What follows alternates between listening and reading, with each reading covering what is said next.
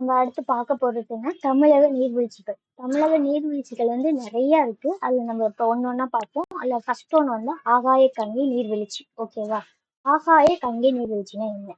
அது எங்க இருக்கு அப்படின்னா நாமக்கல் மாவட்டத்துல இருக்கு. நாமக்கல் மாவட்டத்துல கொல்லிமலையில அமைஞ்சிருக்கு அப்படிங்கிறாங்க. இது ஆகாய கங்கை நீர்வீழ்ச்சி.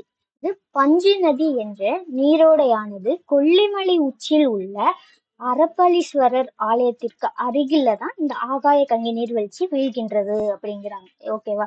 பஞ்சு நதி என்ற நீரோடையானது கொல்லிமலை உச்சியில் உள்ள அரப்பாளீஸ்வரர் ஆலயத்திற்கு அருகில் ஆகாய கங்கை நீர்வீழ்ச்சியாக வீழ்கின்றது.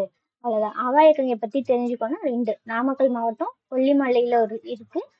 எந்த நீரோடைன்னா பஞ்சு நதி. எந்த ஆலயத்திற்கு பக்கத்துலன்னா அரப்பாளீஸ்வரர் ஆலயத்துக்கு பக்கத்துல இருக்கு. அடுத்து கேத்தரி நீர்வீழ்ச்சி. கேத்தரி நீர்வீழ்ச்சினா கோட்டகிரியில வந்து ரொம்ப ஃபேமஸ் அந்த காஃபி வந்து பயிரிடுற அந்த பயிர் தான்.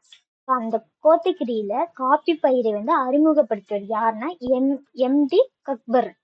ஓகேவா? எம்டி கக்பர்ன். இது யாருக்குமே தெரியாது. ஓகேவா? அந்த காபி பயிரை அறிமுகப்படுத்துறது யாரு அப்படின்னா எம்டி கக்பர். அவர் தான். அவரோட மனைவி யாரு? அவரோட மனைவி தான் வந்து கேத்தரி நினைவாக இதற்கு கேத்தரி நீர்வீழ்ச்சி என பெயரிட்டிருக்காங்க. ஓகேவா? கோத்தகிரியில காப்பி பயிரை அறிமுகப்படுத்தியவர் எம்டி கக்பர்ன். அவரோட மனைவி தான் இந்த கேத்தரி நினைவாக இதற்கு வந்து கேத்தரி நீர்வீழ்ச்சி என பெயரிடப்பட்டுள்ளது. அவ்வளவுதான். இதுதான் தமிழக நீர்வீழ்ச்சிகள். இனிமே போக போக ரெண்டு ஹெட்டிங்கா வந்து உங்களுக்கு நான் வந்து வீடியோஸ் போடுறேன். நீங்க பாருங்க. ஓகேவா?